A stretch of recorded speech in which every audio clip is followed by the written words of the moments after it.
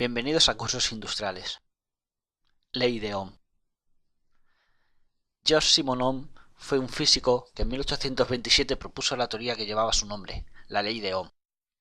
Esta ley relacionaba la tensión aplicada a un punto eléctrico de un circuito con la intensidad de corriente que pasaba por dicho punto y la resistencia física que afectaba al mismo punto.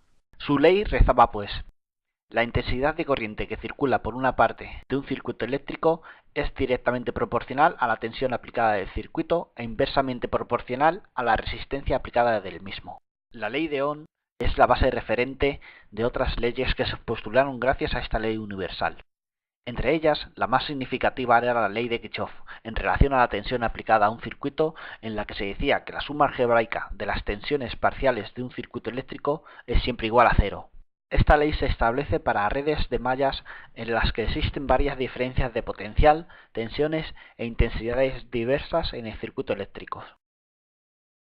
Otras de las normas a las que debo hacer mención es el teorema de Thevenin.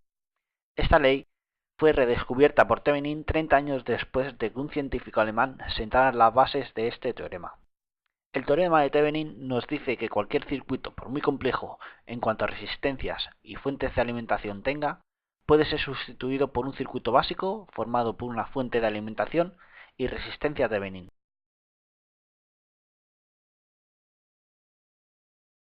Dejando la historia y la teoría aparte, vamos a comenzar con la práctica de este tutorial, en el que te voy a mostrar la naturaleza de los circuitos según las magnitudes que afecten al circuito.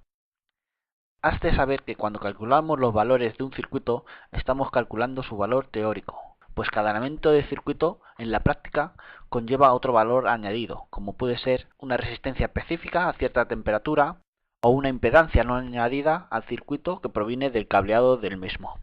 Para empezar, vamos a montar un circuito en serie con 3 resistencias y una única fuente de alimentación. Como puedes ver en el vídeo, vamos a utilizar una placa protoboard para el montaje del circuito serie.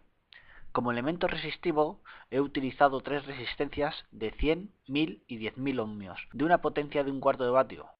Como fuente de alimentación conectaré un cargador de móvil que me facilitará 5 voltios de corriente continua. Un circuito serie es uno en el que todos los elementos que forman el circuito están en serie, es decir, uno seguido de otro. En un circuito serie, los valores de los componentes que tenga el circuito se suman. Por lo tanto, en este circuito serie, la resistencia total del mismo está formada por la suma de los valores resistivos de esta resistencia, es decir, la suma de 100, 1000 y 10.000 ohmios, es decir, que la resistencia total del circuito, sin tener en cuenta la pérdida y la resistencia interna que pueda tener la placa protoboard, estará formada de 11.100 ohmios. Conectamos la fuente de alimentación a la placa. La placa protoboard está formada por filas y columnas de aluminio. En la parte superior y en la parte inferior, donde se va a conectar la alimentación del circuito, hay 2 barras horizontales de aluminio. Estas barras hacen que a lo largo de la primera y la última fila se pueda sacar terminales para la alimentación de diferentes partes del circuito, es decir, una alimentación paralela. Las columnas están formadas por barras verticales de aluminio que hacen posible que en una misma columna puedan ponerse varios terminales y así conseguir la configuración adecuada del circuito.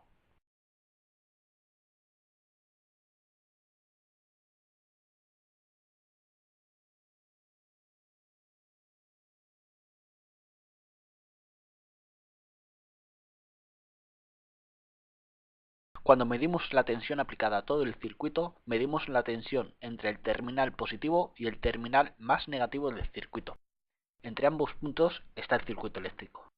Como puedes ver en el vídeo, el tester nos muestra una tensión de 5 voltios, tensión que es la que suministra el cargador.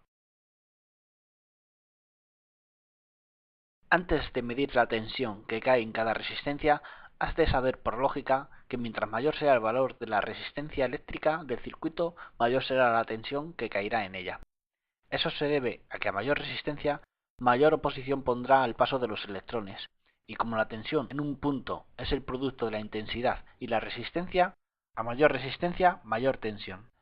Por ese motivo he elegido esta serie de resistencias de tan valor tan diferenciado, ya que se podrá apreciar la diferencia de tensión entre una y otra, Y para que veas la diferencia de tensión entre una resistencia y otra, voy a medir los valores de la tensión que cae en cada resistencia eléctrica. La primera resistencia de 100 ohmios es una resistencia pequeña en comparación con la mayor resistencia de 10.000 ohmios. Por esta razón, en esta resistencia va a caer muy poca tensión. De ahí que seleccione la tensión de hasta 2 voltios en el tester.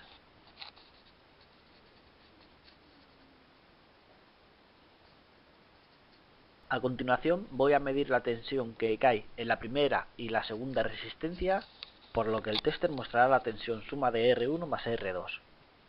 Entonces podemos sustituir el circuito por el circuito que se muestra a continuación.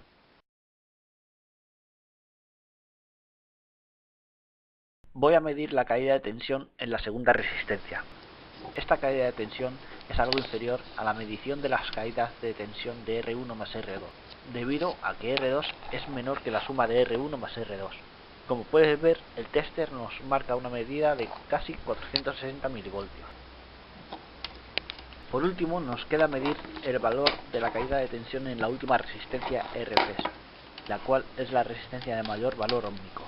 Es de esperar que en esta resistencia caiga la mayoría de la tensión de la fuente de alimentación. Como puedes ver en el tester, se nos muestra una tensión de 4,57 voltios, es decir, el 92% de la tensión de la fuente de alimentación lo consume la resistencia de R3 de 10.000 ohmios. Otra característica de los circuitos series es que la intensidad que circula por cada elemento del circuito es la misma intensidad para todos. Por lo tanto, la intensidad del circuito es la máxima intensidad que va a pasar por el mismo. De ahí se deduce que para una misma intensidad, a mayor valor resistivo, mayor caída de tensión. Para medir la intensidad de un circuito serie, basta con abrir el circuito por cualquier punto a medir y colocar el tester en modo amperímetro. Ten en cuenta que el tester debe de estar conectado en serie con el circuito a medir, pues de lo contrario se autodestruiría por exceso de temperatura. Además hay que seleccionar adecuadamente la escala de medición. Como en este circuito la intensidad es pequeña, unos 0,4 mA, utilizaremos una escala de hasta 2 mA.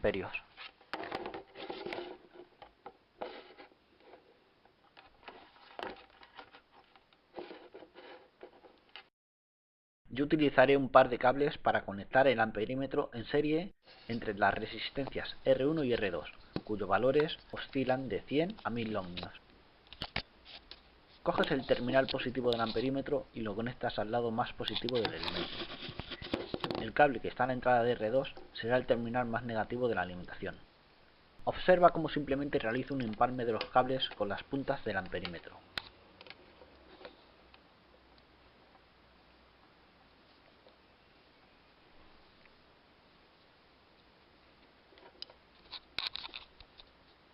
A continuación selecciono la escala adecuada en el amperímetro y alimento el circuito.